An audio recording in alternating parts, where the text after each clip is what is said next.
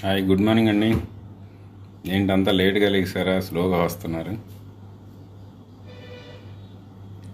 Actually నైటే పెడదాం అనుకున్నాం లైవ్, కానీ అంత మిడ్ నైట్ అందరు నిద్రపోయి ఉంటారులే అని చెప్పి వియత్నాం వేరియంట్ తర్వాత ఫ్రెష్గా నేపాల్ వేరియంట్ వచ్చేసింది. మనమేమో ఇక్కడ కేసులు తగ్గిపోతున్నాయి, కరోనా అయిపోయింది, ఇంకా రాదు, వెళ్ళిపోయింది అనుకుంటున్నాం. మళ్ళీ ఫ్రీ అయిపోతున్నారు. మళ్ళీ పొద్దున్నే గుడ్ మార్నింగ్ చెప్పాల్సింది. మళ్ళీ రాత్రి వచ్చిన బ్యాడ్ న్యూస్ ఏంటంటే నేపాల్ వేరియంట్. ఈ మన 6172 అసలు ఎవల్యూషన్ ఎంత క్విక్గా ఉంటుందో చూడండి. దాన్ని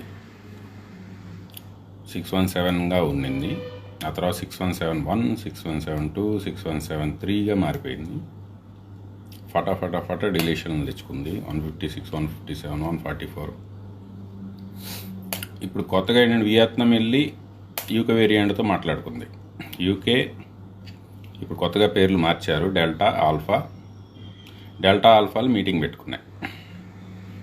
డెల్టా ఆల్ఫాలు మీటింగ్ పెట్టుకొని కొత్త ఎవల్యూషన్ వియత్నాం వేరియంట్ వచ్చింది.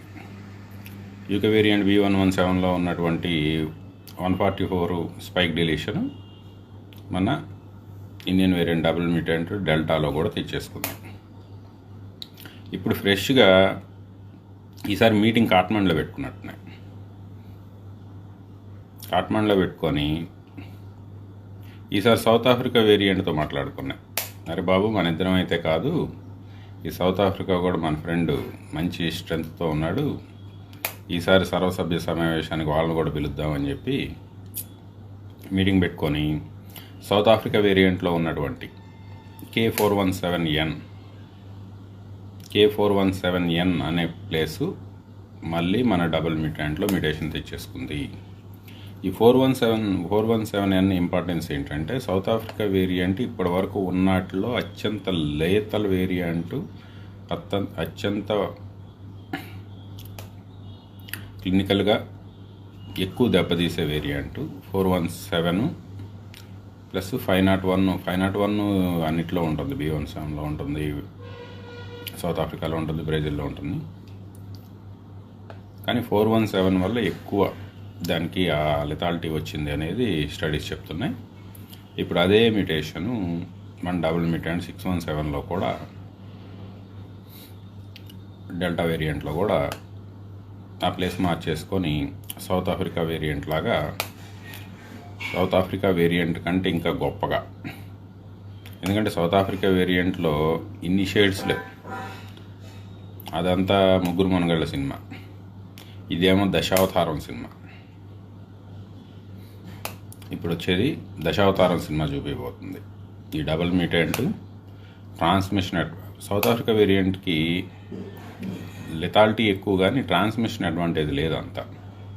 కానీ ఇప్పుడు వచ్చిన ఈ స్పెసిఫిక్ నేపాల్ వేరియంట్లో అటు ట్రాన్స్మిటబిలిటీ 484 నుంచి వస్తుంది, ఆర్టీపీసీఆర్ ఎస్కేపు 144 డిలీషను, 156, 157 డిలీషన్స్తో వస్తాయి. అట్లాగే ఇమ్యూనో సప్రెసివ్ యాక్షను ఈ 681Rతో వస్తుంది, లింపో ఎలిమినేషన్ 681Rతో, అట్లాగే 452Rతో high affinity towards ACE2 receptor. ఇదివరకు మనకి చిన్నపిల్లలకి ఏదైతే అడ్వాంటేజ్గా ఉంది, వాళ్ళకి బీపీలు తక్కువగా ఉంటాయి. ఆ బీపీలు తక్కువగా ఉన్న వాళ్ళకి వైరల్ లోడు అంత స్పీడ్గా పెరగదు, ఎందుకంటే ACE2 రిసెప్టర్తో బాండింగు హై స్ట్రెంత్ కావాలి. హై స్ట్రెంత్ ఉన్న మ్యూటేషన్ అయితేనే చేసుకోగలుగుతుంది, లేదంటే చాలా కష్టపడాల్సి వస్తుంది వైరస్. అటువంటిది 452R మ్యూటేషన్తో ఆ వీక్నెస్ మీద అప్పర్ హ్యాండ్ తెచ్చేసుకుంది. అది మినిమం బైండింగ్ ఎనర్జీతో ACE2 రిసెప్టర్కి బైండ్ అవుతుంది. అందుకే థర్డ్ వేవ్ అంటే పిల్లలు అని చెప్పి వీళ్ళు ఎక్కువ ప్రొజెక్షన్స్ ఇచ్చేది ఏంటంటే వాళ్ళ దగ్గర ఉన్న డేటా కాదు, ఫీల్డ్ మీద డేటా చూపిస్తుంది. ఎలా చూపిస్తుంది అంటే క్లినికల్ సిగ్నిఫికెన్స్ ఎక్కడి నుంచి వచ్చింది అంటే 452R ACE2 రిసెప్టర్తో మినిమం బైండింగ్ ఎనర్జీతో కూడా బైండ్ అవ్వగలుగుతుంది. అందుకని ఏంటంటే పిల్లల మీద కూడా ఉంటుంది అని అర్థం. అంతేకాని పిల్లలకే డేంజరస్, స్పెసిఫిక్గా ఈసారి థర్డ్ వేవ్ పిల్లలకే వస్తుంది, పిల్లల మీద ఎక్కువ దాడి చేస్తుంది, అది కాదు. అందరి మీద దాడి చేస్తుంది, కాకపోతే పిల్లలకు కూడా వస్తుంది, పిల్లల మీద కూడా దాడి చేయగలుగుతుంది. ఇదివరకు వేరియంట్లు ఏంటంటే D614Gను, లేకపోతే మిగతా వేరియంట్లు ఏంటంటే ACE2 రిసెప్టర్ ఎవరికైతే డౌన్ రెగ్యులేట్ అయి ఉంటుందో వాళ్ళ మీద దాడి తక్కువ చేయగలిగింది. ఎవరికైతే బీపీలు ఎక్కువగా ఉంటాయో, లేకపోతే స్పెసిఫిక్గా మేల్స్ కొంచెం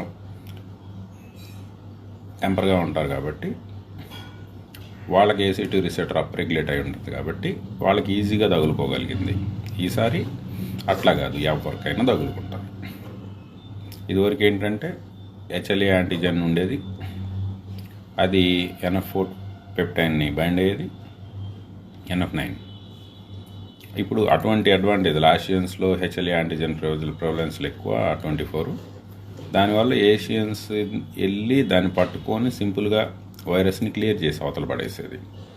కానీ ఇప్పుడు ఆ NF9 పెప్టైన్ తీసేసుకోవడంతో ఈవెన్ ఏషియన్స్ కూడా ససెప్టబుల్ అయిపోయారు. లాస్ట్ ఇయర్ ఏషియన్స్కి అడ్వాంటేజ్ ఉండేది. అట్లాగే పిల్లలకి ఈ ACE2 రిసెప్టర్ బాండింగ్ దాని ఎనర్జీ తక్కువ ఉండడం వల్ల అంత ఈజీగా పిల్లలకి వచ్చేది కాదు. వచ్చినా కూడా కొన్ని కణాలు అంటుకునే కష్టపడి అవి కూడా తొందరగా క్లియర్ అయిపోయాయి. అందుకని పిల్లలు ఎసింటమాటిక్గా ఉండిపోయేవాళ్ళు, లేకపోతే 30 years బిలో వాళ్ళు ఎసింటమాటిక్గా ఉండిపోయేవాళ్ళు. ఇప్పుడు అట్లా ఏం లేదు, మినిమం బైండింగ్ ఎనర్జీతో కూడా అది సెల్లోకి వెళ్ళిపోగలుగుతుంది. కాబట్టి ఇదివరకులాగా వీళ్ళకి స్పెసిఫిక్, వీళ్ళని ఏం చేయదు, వీళ్ళని ఎక్కువ డ్యామేజ్ చేస్తుంది, వీళ్ళని తక్కువ డ్యామేజ్ చేస్తుంది, ఇటువంటి ఇంటర్ప్రిటేషన్స్ మొత్తం కూడా ఆవిరైపోయాయి. ఇప్పుడు ఎవరినైనా ఏమైనా చేయగలదు. కానీ మోస్ట్ వరింగ్ ఫ్యాక్టర్ ఏంటంటే 417 K417N నేపాల్ వేరియంట్లో వచ్చింది. బార్డర్ ఓపెనే ఉంది, మన దగ్గరికి వచ్చేస్తుంది. మన దగ్గర రాలేదని కాదు, నేపాల్లో జీనోమ్ సీక్వెన్సింగ్ చేసి నేపాల్లో కనిపెట్టారు. ఇప్పుడు నేపాల్ వేరియంట్ అంటే నేపాల్లోనే పుట్టింది, వియత్నాం వేరియంట్ అంటే వియత్నాంలోనే పుట్టింది, యూకే వేరియంట్ అంటే యూకే వేరియంట్ యూకేలోనే పుట్టింది అనే ఇది కాదు. వాళ్ళు ఫస్ట్ కనిపెట్టారు, అది వాళ్ళ గొప్పతనం. అట్లా అని చెప్పి వాళ్ళకి ఆ వేరియంట్కి ఆ దేశం పేరు పెట్టి అని డిస్క్రిమినేట్ చేయటం కాదు, వాళ్ళని ఇంకా అప్రిషియేట్ చేయాలి. అది మన దగ్గర లేదని కాదు, మన దగ్గర ఉంటుంది.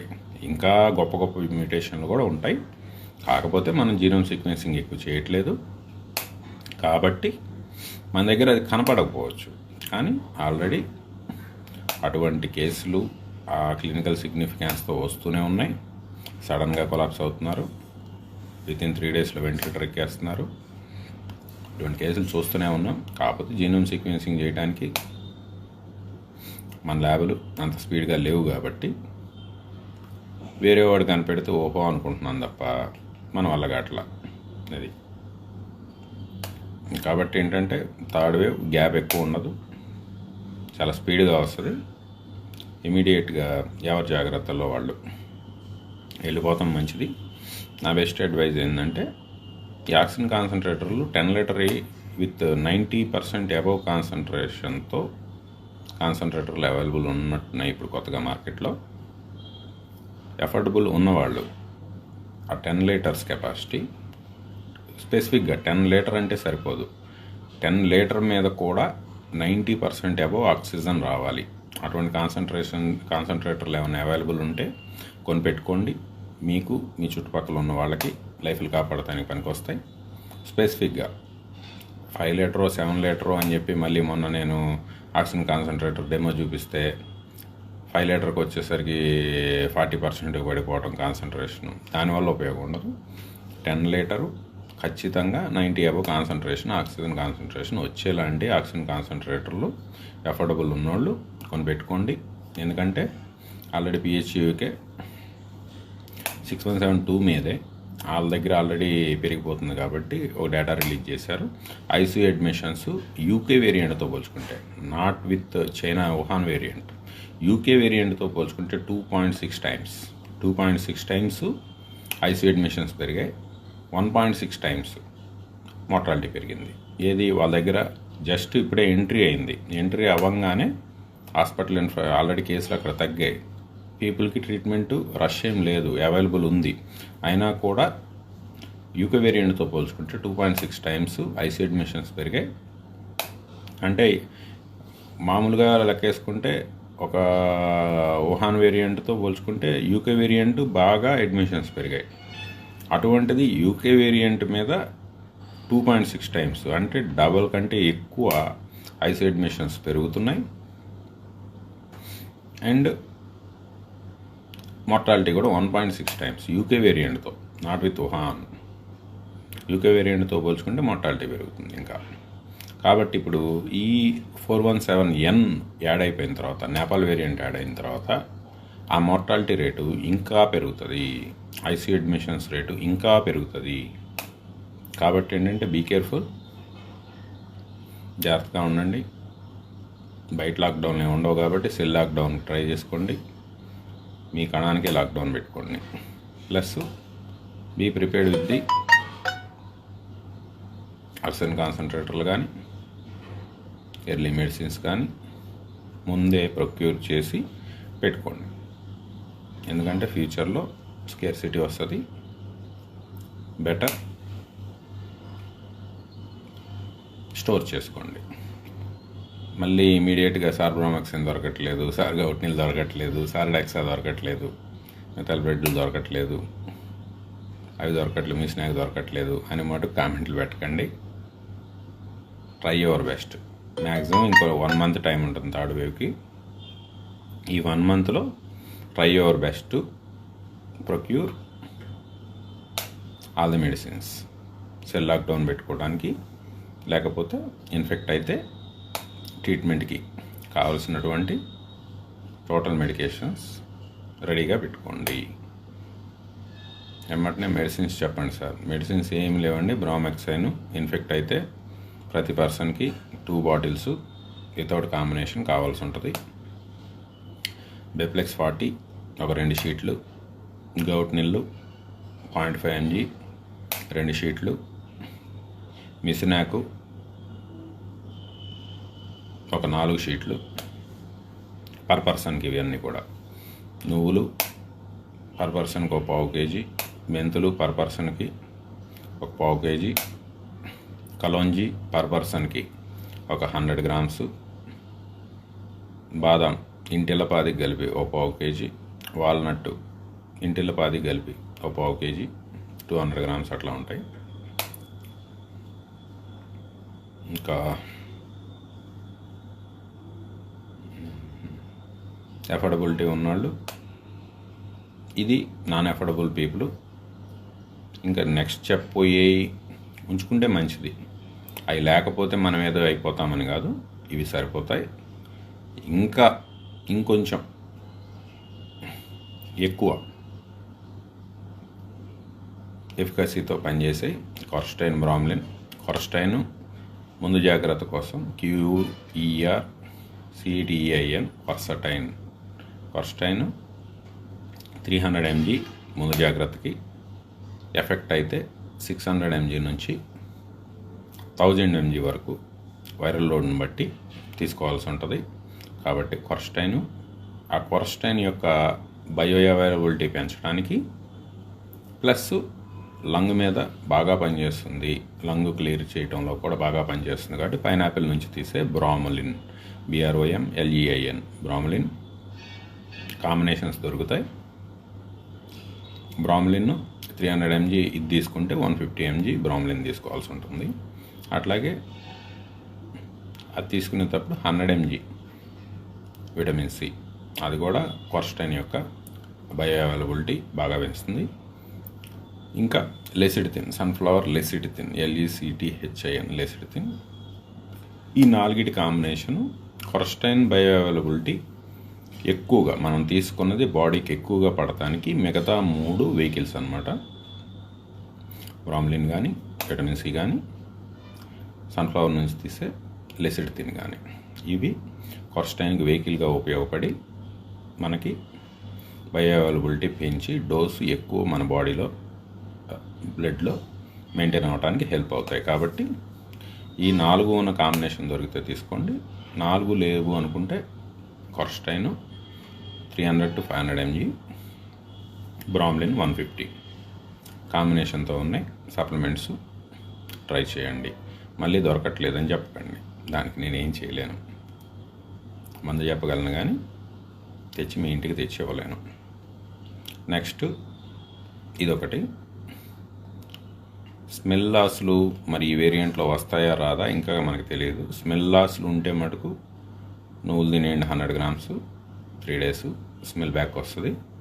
లేదు అనుకుంటే గ్లైజిన్ సప్లిమెంట్స్, GLYCANA గ్లైజిన్ సప్లిమెంట్స్ అమెజాన్లో అవైలబుల్. అవి అట్లీస్ట్ ఒక్కొక్కరికి ఒక బాటిల్ అవసరం లేదు, ఫ్యామిలీకి ఒక డబ్బా స్టోర్ చేసుకోవటం. స్మెల్ లాస్ తొందరగా, ఎందుకంటే దానివల్ల డ్యామేజ్ ఎక్కువ ఏం జరగదు, స్మెల్ లాస్ తొందరగా రికవరీ చేసుకోవడానికి గ్లైజిన్ బాగా ఉపయోగపడుతుంది. అట్లాగే ఈ మెంతులు తినాలి అంటే ఇబ్బంది పడేవాళ్ళు, ఎందుకంటే వామిటింగ్స్ ఎక్కువ చేసేసుకుంటున్నారు.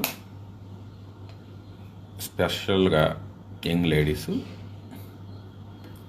అవి తీసుకోవడానికి వామిటింగ్స్ చేసుకోవటం, మళ్ళీ తీసుకోమంటే తీసుకోనని మొండికేయటం, ఆ తర్వాత వెళ్ళి ఐసీలో కూర్చోవటం. కాబట్టి ఏంటంటే ఇటువంటి వాళ్ళు ఈ మెంతులు ఏడ తింటాము అనుకుంటే ఫెనుగ్రిక్ ఎక్స్ట్రాక్ట్స్ 500 mg, అట్లాగే పోమోగ్రానైట్ పీల్ ఎక్స్ట్రాక్ట్స్, ఎందుకంటే దానిమ్మ జ్యూస్ తాగమన్నా కూడా ఇబ్బంది పడుతున్నారు వీళ్ళు. అటువంటి వాళ్ళు pomegranate peel extract, not fruit extract. Fruit extract వద్దు, పీల్ ఎక్స్ట్రాక్ట్ కావాలి. పోమోగ్రానైట్ పీల్ ఎక్స్ట్రాక్ట్స్, దానిమ్మ తొక్కల ఎక్స్ట్రాక్ట్ అంటారు. Pomegranate peel extracts 500 mg.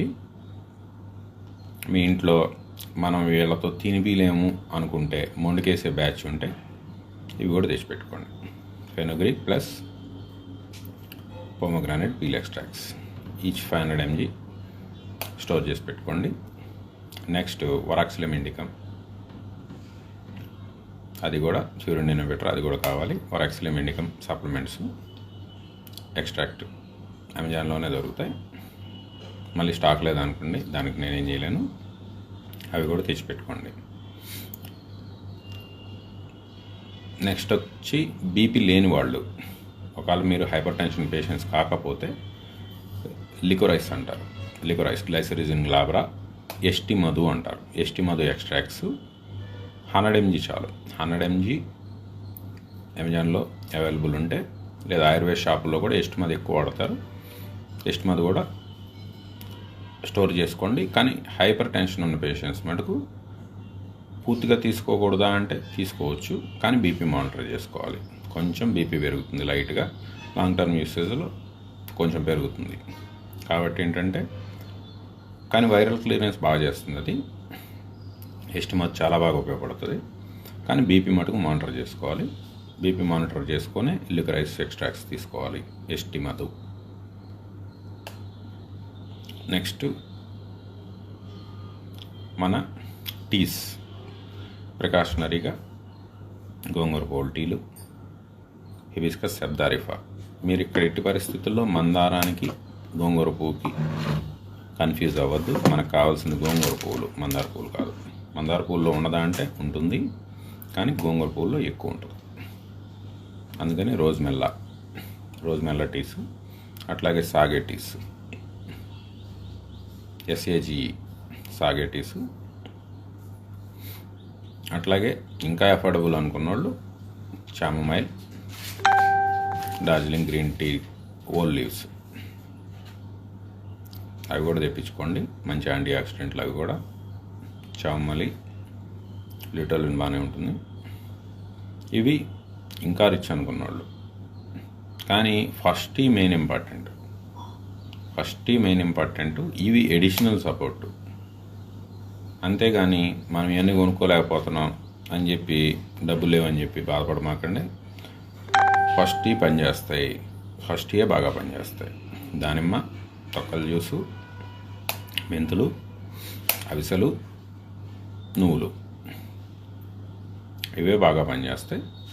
ఇవి మిగతావన్నీ కూడా ఎడిషనల్ సపోర్ట్ అంతే తప్ప అరే ఫస్ట్ ఏ అయితే మళ్ళీ మనం ఏమన్నా థర్డ్ వేవ్ దొరికిపోతామని ఏం భయపడద్దు. అవి చాలు. 4 పిల్లర్స్ కాదు, 5 పిల్లర్స్. 5 పిల్లర్స్ ఏమేంటి? మెంతులు, బ్రామెక్సైన్, కలోంజీ సీడ్స్, దానిమ్మ తొక్కల జ్యూస్, ఈ 4కి అవిసెలు, ప్రతిరోజు 30 గ్రాముల అవిసెలు యాడ్ చేసాం. 5 పిల్లర్స్. నువ్వులు సపోర్టు, బాదం సపోర్టు, వాల్నట్ సపోర్టు. వాల్నట్ కూడా డబ్బులుంటే కొనుక్కోండి, లేదంటే ఇంకో 10 గ్రాములు అవిసెలు పెంచుకుంటే సరిపోతుంది. 2 ఒకటే. వాల్నట్టే కొనుక్కోవాలి, కాస్ట్లీ మళ్ళీ అనుకోవద్దు. వాల్నట్ కొనుక్కుంటే 30 గ్రాముల నువ్వులు, 30 గ్రాముల అవిసెలు సరిపోతాయి. వాల్నట్ కొనుక్కోలేకపోతే 35 గ్రాముల నువ్వులు, 35 గ్రాముల అవిసెలు సరిపోతాయి. అంతే, తేడా ఏం లేదు. ఇది థర్డ్ వేవ్ ప్రిపరేషను. అది నేపాల్ వేరియంట్ కానివ్వండి, వియత్నాం వేరియంట్ కానివ్వండి, ఎక్కడ నుంచి అన్నా రానియండి, వీఆర్ రెడీ. ఓకే. ఇంకా అడిషనల్గా క్లినికల్ సిగ్నిఫికెన్స్ వస్తే ఆల్రెడీ ఫోర్కాస్ట్ చేసాము. అటువంటప్పుడు ఏంటంటే ఇమీడియట్గా వాలంటీర్ గ్రూప్లో రిజిస్టర్ అయిపోయి, ఏదైతే మన వాలంటీర్స్ని అటాచ్ చేసే గ్రూప్ ఉందో మనం కోవికేర్ అట్ మలిక్ పర్చూరి, దాంట్లో రిజిస్టర్ అవ్వండి. వాలంటీర్ని అలొకేట్ చేస్తారు మీకు. కొత్త అప్డేట్స్ ఏమన్నా, కొత్త ట్రీట్మెంటు, పరిస్థితిని బట్టి ఇవ్వాల్సిన ట్రీట్మెంటు ఓపెన్ ప్లాట్ఫామ్లో చెప్పం. అది ఎందుకంటే వచ్చే వేరియంట్ చాలా అవర్స్లో డిసైడ్ చేస్తుంది ప్రాణం ఉంచాలా తీయాలనేది. కాబట్టి ఏంటంటే పరిస్థితిని బట్టి ఏది ఇవ్వాలో అది. Volunteers are fully train. Already 300 ఉన్నారు ఇప్పుడు మనకి, ఇంకా పెరుగుతారు వాళ్ళు. 1 మంత్ ఎట్లా టైం ఉంది కదా, ఇంకా వస్తూనే ఉన్నారు. ఎన్రోల్మెంట్ అవుతూనే ఉంది. వాలంటీర్స్ ట్రైనింగ్ ప్రోగ్రాంలు నడుస్తున్నాయి బ్యాక్లో. టీమ్ వైజ్ ట్రైనింగ్ చేస్తూ అప్గ్రేడ్ చేస్తూనే ఉన్న వాళ్ళని. They are ready to serve you at free. ఈ పదం నోట్ చేసుకోండి, ఎట్ ఫ్రీ. ఫ్యూచర్లో ఏంటంటే చాలామంది డోనర్స్ కూడా మనకి ఎన్ఆర్ఐస్ కానీ లేకపోతే ఇక్కడ ఉన్న ఆల్రెడీ మంచి పొజిషన్లో ఉండి పీపుల్కి హెల్ప్ చేయాలనుకున్న వాళ్ళు కూడా ముందుకు వస్తున్నారు. కానీ ఇప్పటివరకు అయితే తీసుకోవట్లేదు.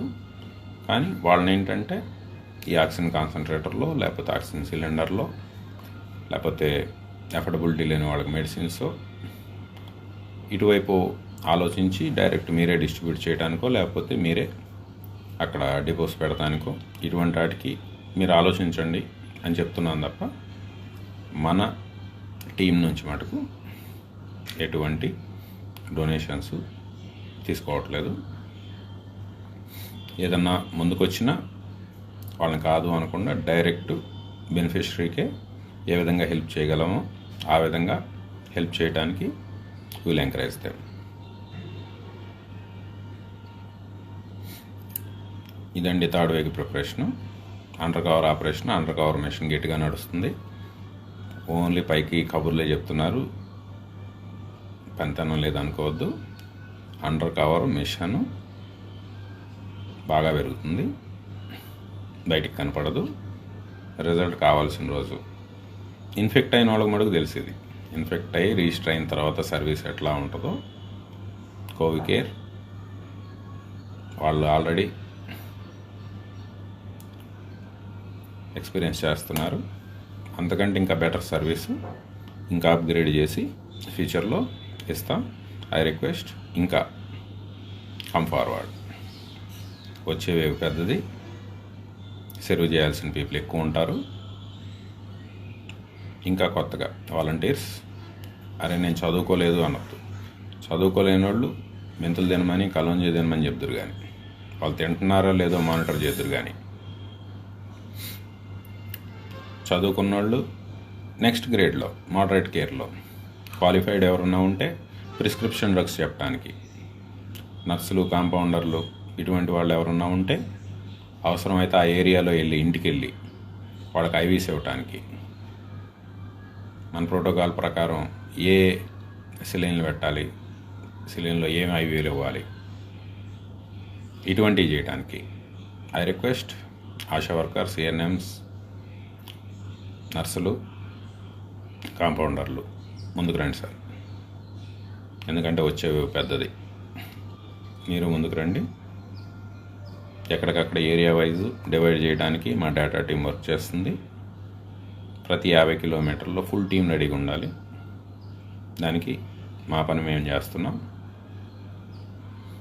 మీరు ముందుకు రండి. మాకు ఇప్పుడు మెయిన్ వచ్చే ప్రాబ్లం ఏంటంటే హోమ్ రెమెడీస్ ఫోన్లో చెప్పేస్తారు. కొంతమంది ఏంటంటే ఇగ్నోరెన్స్ వల్ల, లేకపోతే నమ్మాలా వద్దా అనే సస్పెన్స్లో, కన్ఫ్యూజన్లో అటు వెళ్తారు, ఇటు వెళ్తారు, అటు వెళ్తారు, ఇటు వెళ్తారు. ప్రీషియస్ 1 వీక్ వేస్ట్ అయిపోద్ది. వైరల్ లోడ్ పెంచేసుకుంటారు. మళ్ళీ తర్వాత వచ్చి సార్ మీరే కాపాడండి అంటారు. అటువంటి వాళ్ళకి కంపల్సరీ మోడరేట్ కేరో, క్రిటికల్ కేరో ట్రీట్మెంట్లు అవసరం అవుతాయి. అవి ఇవ్వాలి అంటే ఐవీస్ ఇవ్వాల్సి ఉంటుంది.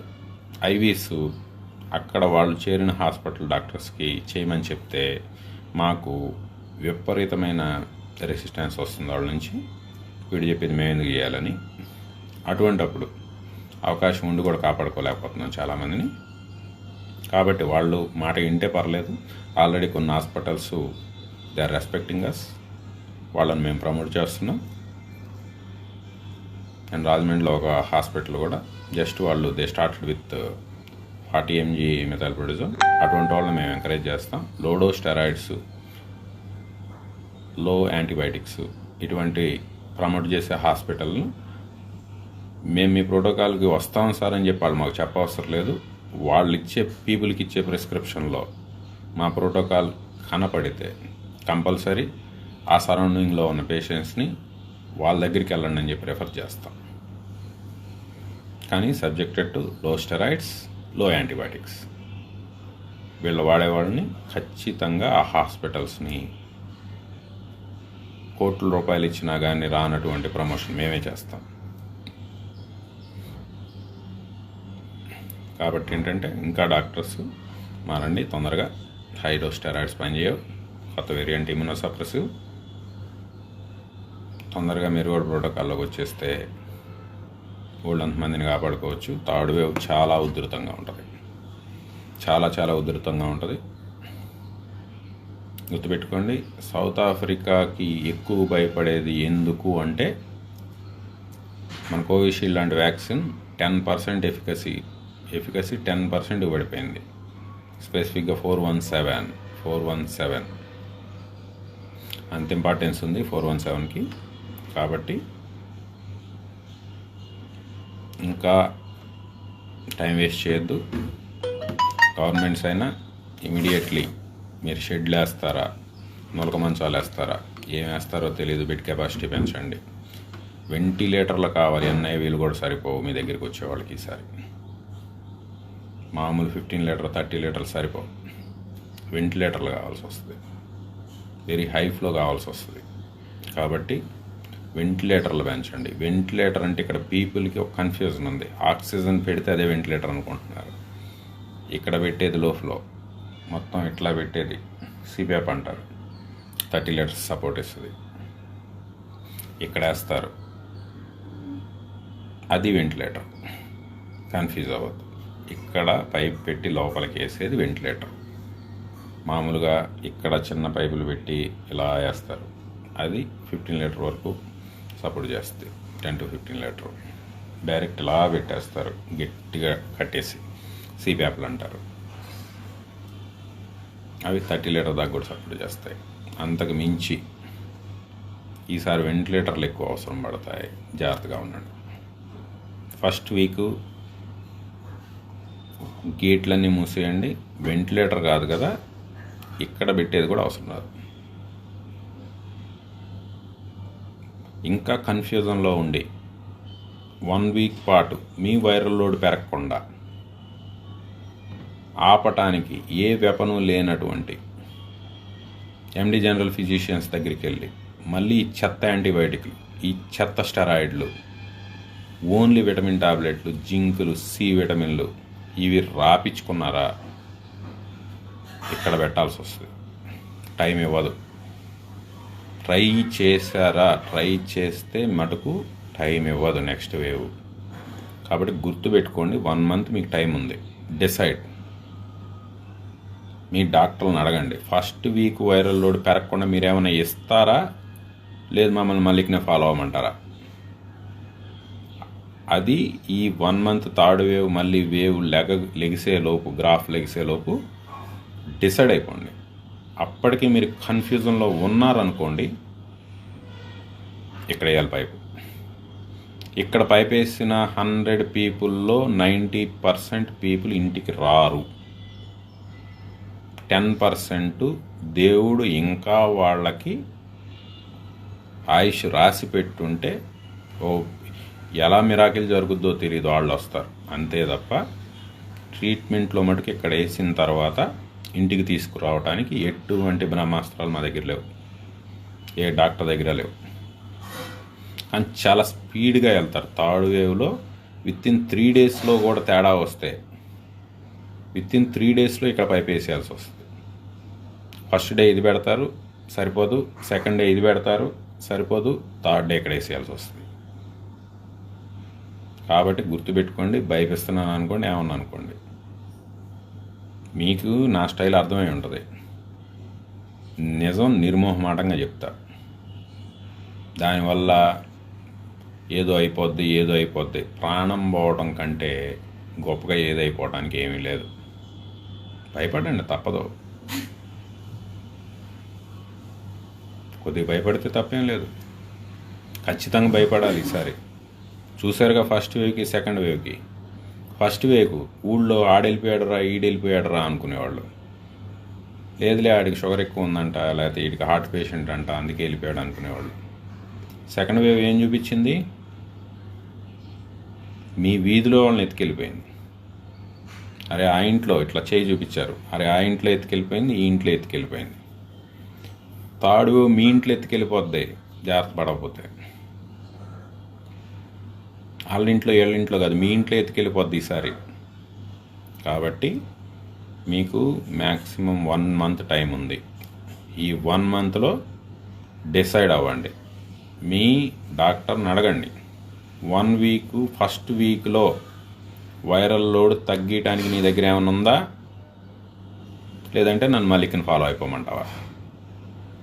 నా దగ్గర ఏమైనా ఉంది అంటే నా ఫేస్బుక్ వాళ్ళ మీద కామెంట్ పెట్టండి, అది పని చేస్తుందో లేదో చెప్పేస్తా సాయంత్రానికి. ఛాన్స్ తీసుకోవద్దు ఈసారి. Okay, thank you all, bye.